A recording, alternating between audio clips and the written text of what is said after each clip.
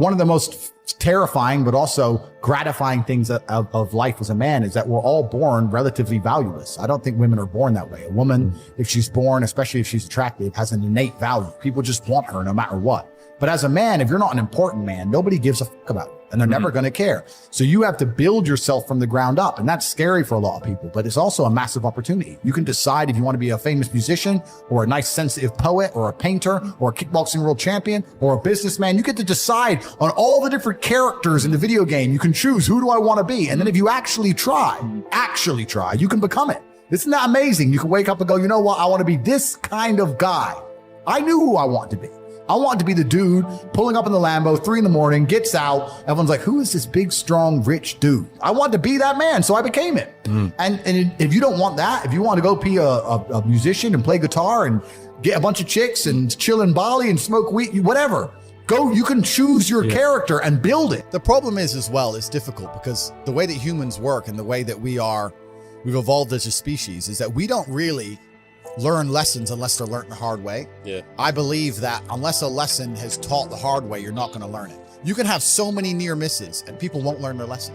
Bro, you must know a guy who goes out there, nearly crashes his car, doesn't slow his ass down till he wrecks it. Like, this is how people are, right? So you need that pain for the lesson to sting enough to really genuinely go inside of your mind. And it's the same with everything. It's the same with driving a car or business. Truthfully, if you want to learn a lesson about business, you're going to have to suffer at some point, right? So we always say that most people are not successful with their first companies, X, Y, Z, blah, blah, blah. I get that.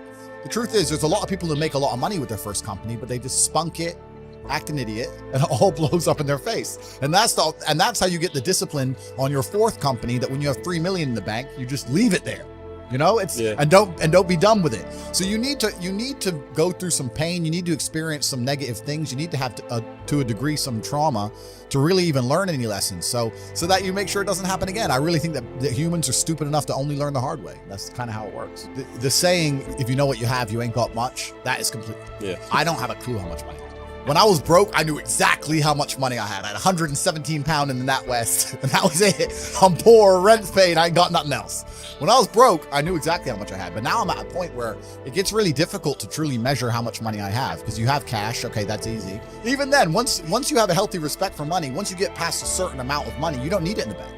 Like, there's no point in me having 50M liquid in the bank. Why? What am I going to buy? You know, you're like, as long as you have whatever you have in the bank to run around the world with, you have enough.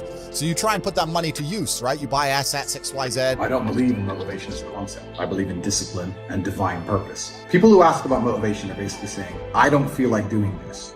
How do I feel like doing this? And the answer is, the true red pill is, you're never going to feel like doing it all of the time. Sometimes you're not going to want to do it. Doesn't matter what it is. If I were to tell you to go fucking surfing or skateboarding or driving a Ferrari every day, there's going to be days you wake up where you just don't feel like doing it, no matter how fun it is. That's life. But if you do not do it when you don't feel like doing it, you will never perform against the person who does it regardless of how they feel. You have to make a decision. Forget about the idea of motivation. Forget about the concept of it. Throw it away and decide who you are. And this is a genuine task for you all to complete. Go look in the mirror, look into your own eyes and decide, am I a fucking loser or am I a winner? Because if you're only going to do what you feel like doing, you are a loser. That is the definition of a loser. A man who only does what he feels like doing is going to lose against the people who perform regardless. If you lose, what are you? A fucking loser. I decided I was a winner, and I knew what it took to win. To win, I have to perform day after day, so I decided I'm going to do this every day, regardless of how I feel. Some days I'll enjoy it, some days I won't, some days it'll be fun, some days it won't. But I'm going to do it every single day to the best of my ability. I will not allow my emotional state to affect my actions. That's what winners do. And you've agreed to fight on the 13th of July. That day comes around. You might feel like fighting. You might feel like kicking someone's ass. You might not feel like fighting. You might be a little bit sick. But it's the day. The arena's booked. You have to fight. So you don't get to say, well, I don't feel like it now. You don't get to lose and tell people, well, I didn't feel like it on that day. You just have to do it. You have to be good enough on your worst day to beat your opponent on his best day. It might be your worst day, it might be his best day. You still have to fight, and you still have to win. That's the game. So when people ask me about motivation, I make it very clear. I say, listen, motivation has nothing to do with any of this.